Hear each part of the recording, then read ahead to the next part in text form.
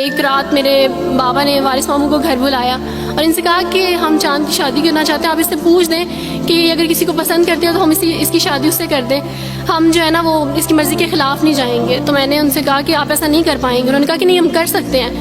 مجھے یہ تھا کہ مجھے پچھتاوا نہ رہے کہ میں نے شاید اس دن پاپا سے بات کرتی تو پاپا مان جاتے. تو میں نے ان سے کہا کہ پاپا میں ایک مسلمان مرد سے شادی کروں گی, آپ ایسا میرے لیے کر سکتے ہیں؟ اگر آپ کسی مسلمان سے میری شادی کریں گے تو ٹھیک ہے, میں شادی کرنے کے لیے تیار ہوں. میری گھر میں ایک سناٹا چھا گیا اور اس خاموشی کے بعد جو ہے یعنی سب فیملی والے رونے شروع ہو گئے. انہوں نے کہا کہ آپ اپنے مذہب میں واپس آ جاؤ.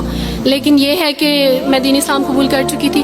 آپ یقین جانیں جس طرح لوگ مختلف ہیں اسی طرح ان کے مسائل بھی مختلف ہیں. مجھے مینٹلی بے انتہا ٹارچر کیا گیا. مینٹلی مجھے یعنی اس چیز کا احساس دلوایا گیا کہ ماما پاپا روتے ہیں. میرے پاپا نے آپ یقین جانیں خود کو پھانسی لگانے کی کوشش کی میری آنکھوں کے سامنے.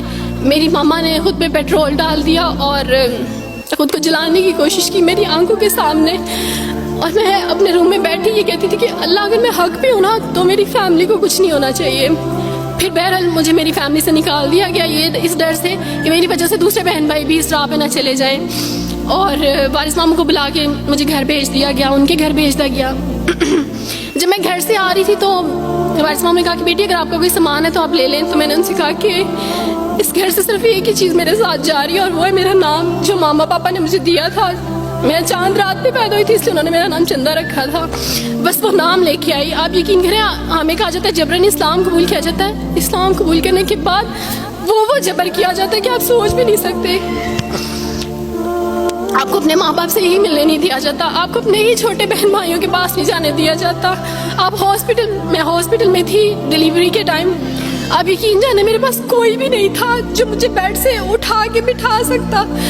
ایسے موقع پہ مجھے اپنے اپنوں کی ضرورت تھی, لیکن میرے اپنوں کے جبر نے میری ماما کو مجھ سے دور رکھا. میرے بہن بھائیوں کو, میرے کرسچن کولیگس نے ہی میری فیملی کو پریشرائز کیا کہ اس کو فیملی سے نکال دیں, کیونکہ اگر آپ اس کو ملیں گے تو مزید لوگ بھی عبدالوارث کی طرح چندہ کی طرح اسلام قبول کریں گے.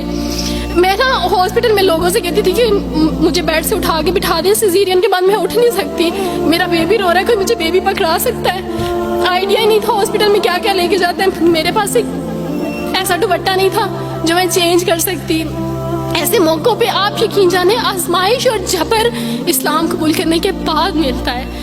مجھے آپ سب سے توقع ہے, آپ سب اسلامک اداروں سے توقع ہے کہ اب آپ ہمارے لیے سٹیپ لیں. ہمارے اپنوں نے تو ہمیں چھوڑ دیا, انہوں نے جو ہمارے ساتھ جبر کیا اس جبر کے بدلے آپ ہمارے ساتھ نیکی کریں. اب آپ کیا سٹیپ لیتے ہیں نیو مسلمس کے لیے جن پر یہ الزام لگایا جاتا ہے کہ ان پہ جبر کیا جا رہا ہے؟ ہم پہ جبر نہیں, ہم پہ جبر اسلام قبول کروانے والوں نے نہیں کیا, بلکہ جن کے گھروں سے ہم آئے تھے اسلام قبول کرنے کے بعد جبر تو ان کی طرف سے تھا. ابھی کٹے بیٹھ کے روئیں گے.